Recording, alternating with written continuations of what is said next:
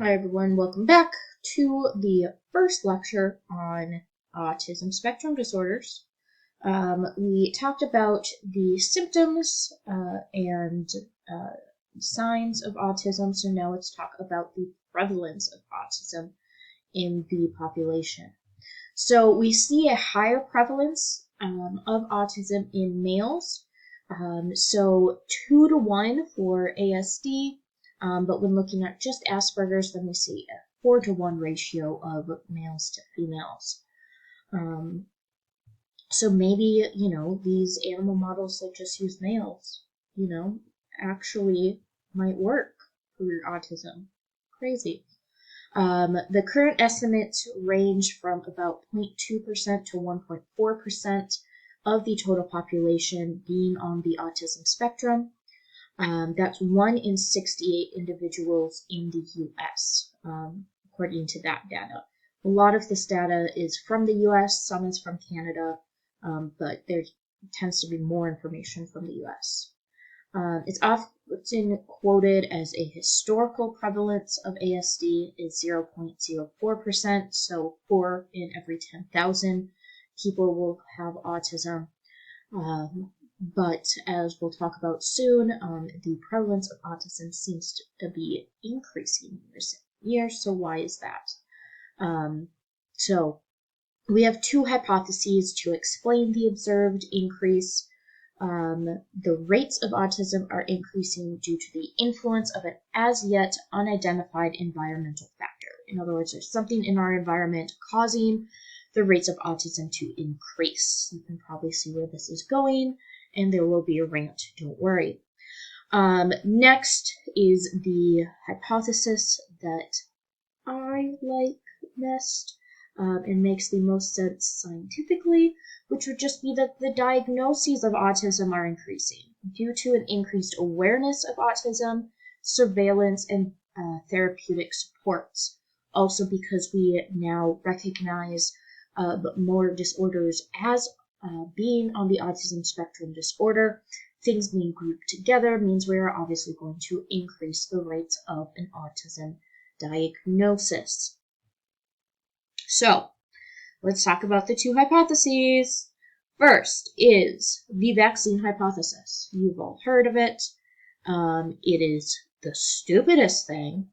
It says that the diagnosis of autism have increased since the introduction of the MMR vaccine, so the measles, mumps, and rubella vaccine in 1971. The age of appearance of autistic symptoms tends to correlate with the age of vaccination. Now, this is a correlation, not a causation, and yet people are now saying that the vaccine causes it. It's simply a correlation. In 1998, the Lancet paper by Andrew Wakefield suggested that autism resulted from colitis induced by the MMR vaccine. Now, the Wakefield reported the results at a pre-publication press conference calling for suspension of the 3-in-1 MMR vaccine until his research could be confirmed, describing it as a moral issue. Obviously, there was a media storm that ensued. His paper was published, but it was then pulled because it turns out he made up all the results. It's all fake, and he was getting paid by pharmaceutical companies. So yeah, it's all bullshit. There were 12 ASD patients with a comorbid enterocolitis. He said, the quote from him is, "We identified associated gastrointestinal disease and developmental regression in a group of previously normal children, which was generally associated in time with possible environmental triggers." So 8 were temporarily associated with the MMR vaccination, while 1 was associated with a measles infection.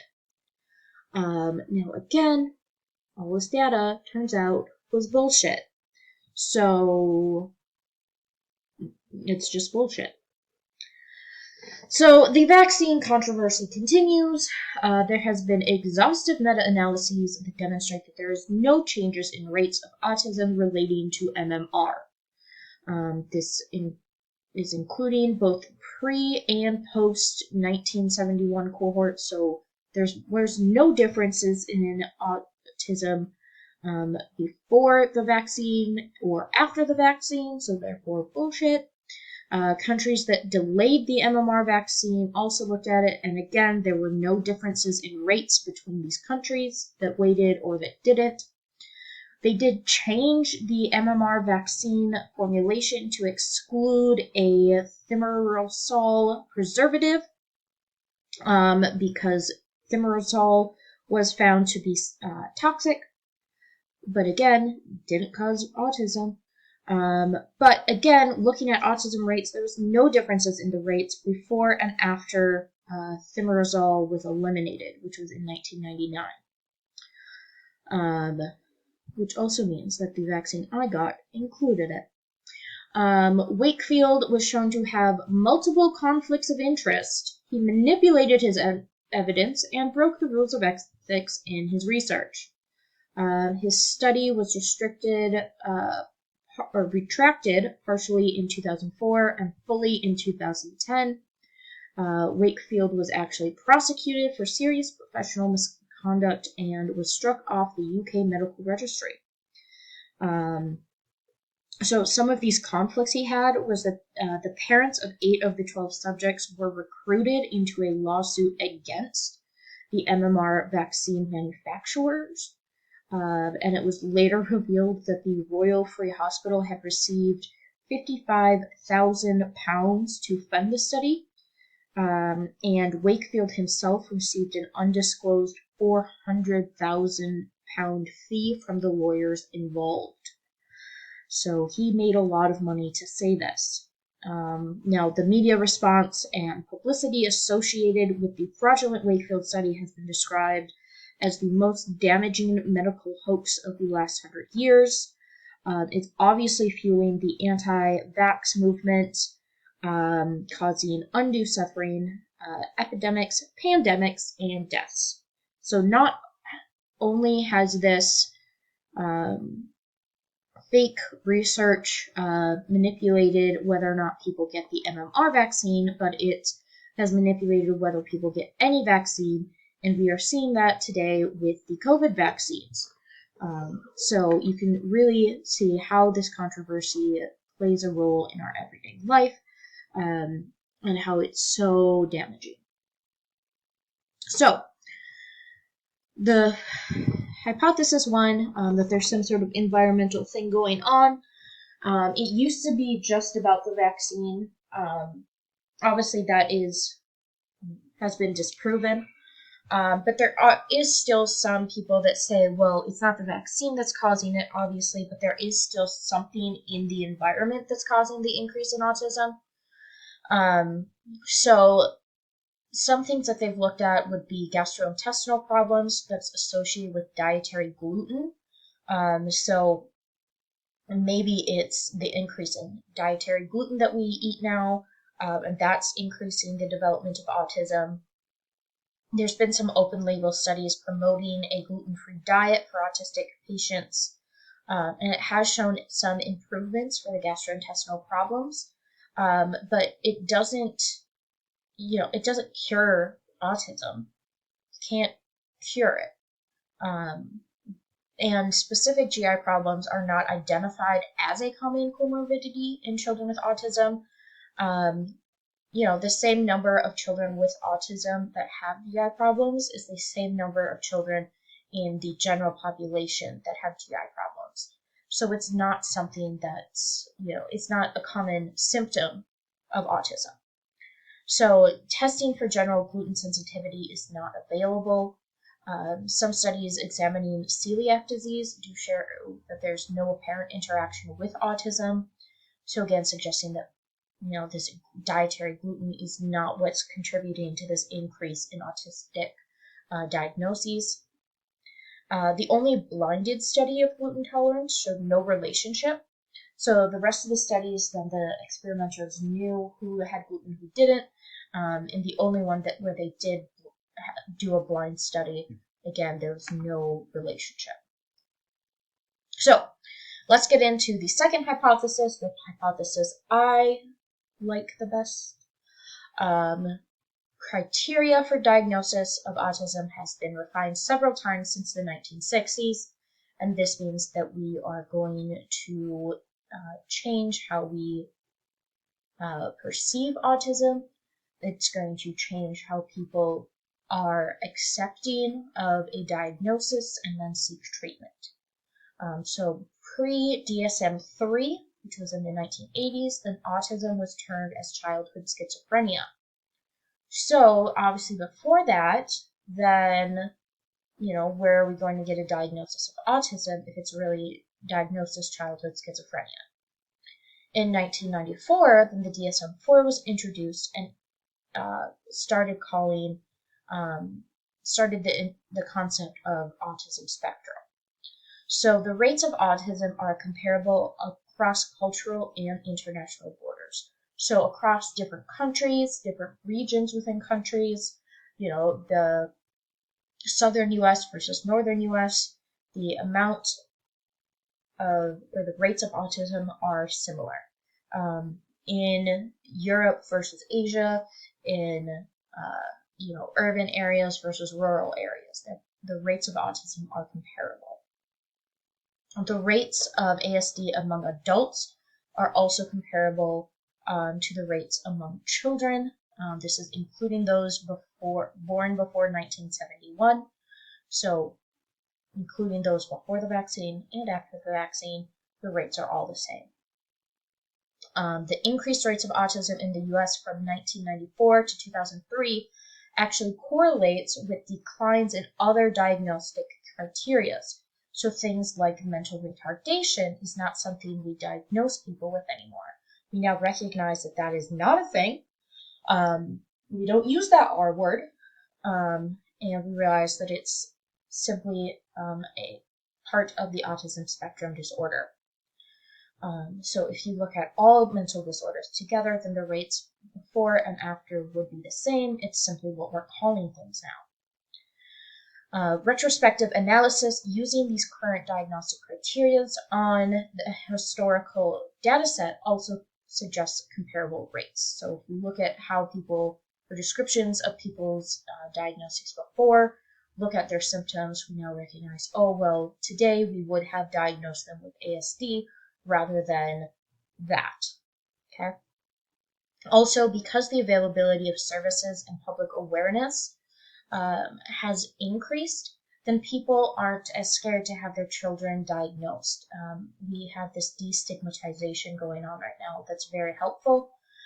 It increases the diagnoses, which also means that it increases people's likelihood to seek treatment, and then increases their quality of life. So it's something that's actually very good. Now, what about the onset and development of autism? So autism is usually diagnosed by 3 years of age. So some prospective studies show deficits in social responsiveness and communication can be observed by even 6 to 12 months. So many are actually diagnosed before the age of 1. Again, this is about the same age as when people would get that MMR vaccine or even before they would get the vaccine.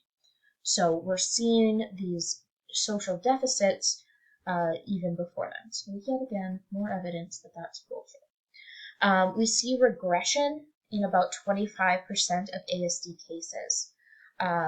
So those with more severe ASD do experience regression as they get older, so their symptoms actually tend to get worse. This is absent in Asperger's syndrome, so again, that tends to be a milder form of ASD. So we tend not to see regression in those cases. We do see that autism is characterized by delays in development with varied outcomes. So some see these delays can cause difficulties later in life, whereas for others it doesn't. It tends not to be progressive beyond the developmental periods. So once you get outside the developmental periods, you're kind of set for life. but it is often fairly responsive to some behavioral intervention. So again, early diagnosis and early intervention really is important here. It helps improve the treatment efficiency, so how well it's going to work, and that leads to better quality of life later on. Now, there are some common psychiatric comorbidities. So I talked about anxiety and depression before. We also see obsessive compulsive disorder, or OCD. Again, you can think of that because of their very rigid structures and schedules that they like, those repetitive behaviors and movements that they have. Having these social difficulties and communication difficulties can lead to social anxiety. It can lead to anxiety of having trouble communicating how you're feeling. It can lead to depression because you're feeling lonely. You can't express how you're feeling and get help. So it really makes sense why we're seeing these comorbidities in these patients. We also see a common comorbidities of anxiety and depression in the parents of patients with ASD. Again, because it can feel lonely. It's hard to communicate with your child. It's hard to feel like they are understanding you.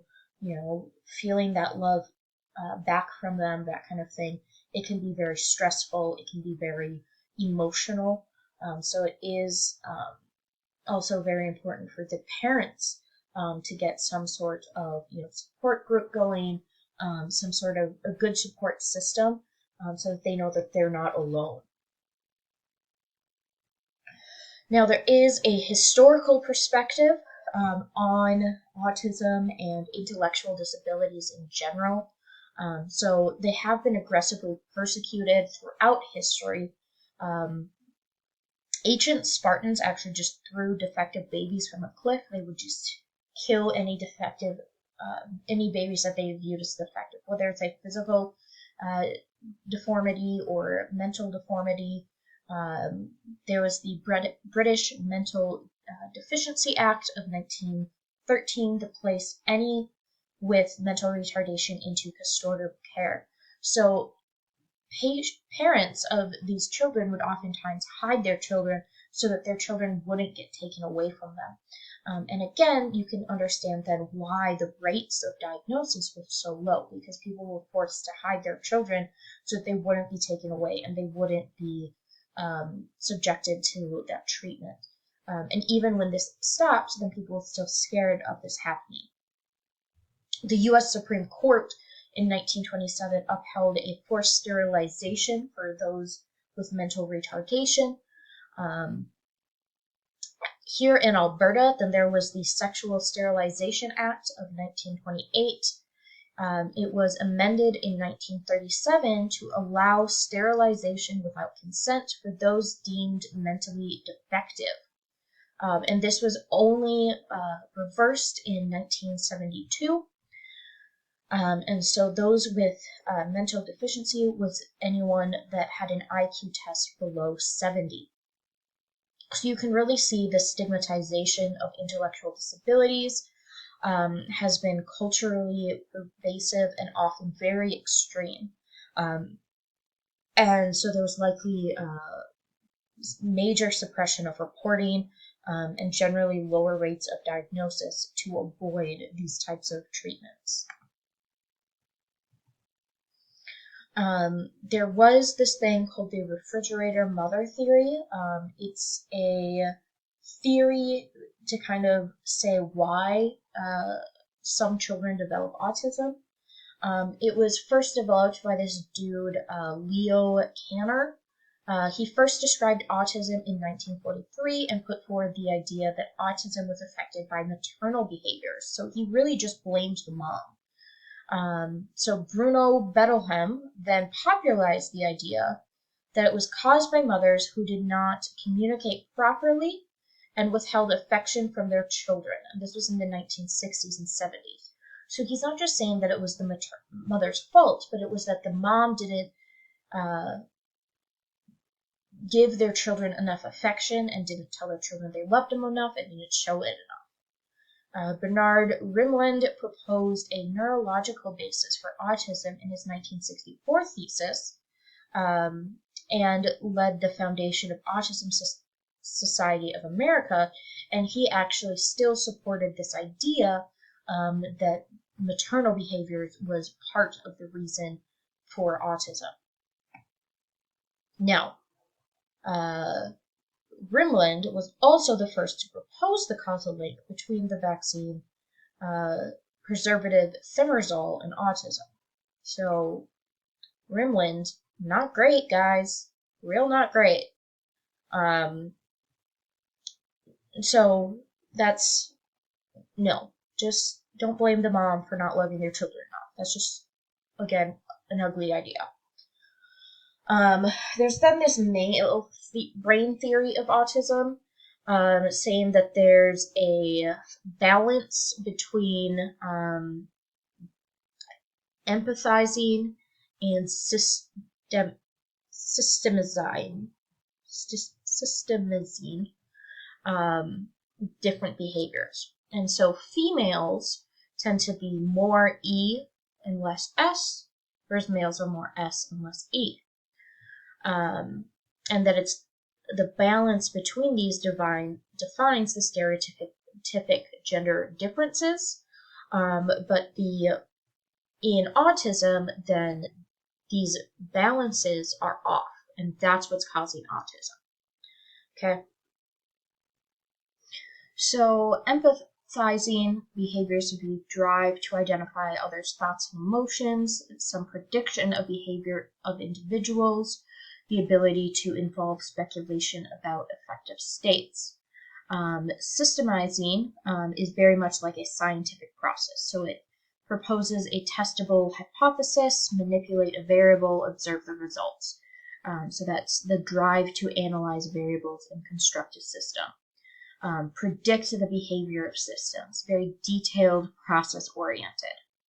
So these ES differences are observable early in development. So females tend to have earlier language and social skills, so that's earlier understanding of concepts like sharing, fairness, and a greater response to distress or more comforting behaviors. Whereas at young ages, the males tend to have a stronger preference for mechanical demonstrations. So like watching cars race. That's why many thought, the boy toys would be like Legos or Lincoln Logs. They tend to have more rough play. The risk of injury means a low empathizing is favored. Okay? They're not worrying about getting injured as much. So the spatial reasoning, motor systems, and collecting and organizing. Okay, so that tends to be more systemizing. And in general, then the theory is saying that males, or in general, we tend to see males are favoring systemizing over empathizing at very young ages. And females tend to favor empathizing over systemizing at very young ages. Again, not all. It's okay to be different. But the balance between this is what defines those stereotypical gender differences. And in autism, then again, it's especially in autistic males, then we see that it's a little different. Okay. So they tend to be favoring systemizing over empathizing in males and in females, but at a different degree. So what are the causes of autism? There is some genetic heritability of autism. So the heritability is estimated to be up to 90%. So it's very high. It's actually one of the highest heritabilities. We see a 20 to 50 times increased risk of second child having autism. And this is if the first child already has autism. 60 to 90% coordinates in monozygotic twins. So if you have identical twins, there's a 60 to 90% chance that both twins will have autism. Only a 10% chance in dizygotic twins. There are also some specific genetic syndromes. So we talked about Fragile X and Rett syndrome. Again, these children tend to be diagnosed with autism, but this is autism due to the syndromes, not just autism itself. There's also tuberous sclerosis, and then a duplication at 15q1 to q13. And then there are some environmental causes. So fetal alcohol exposure and fetal valproate exposure also tends to increase the risk of autism. So here's just a summary of what we went over. The biggest thing is it's not caused by vaccines. Just to, put that in your head.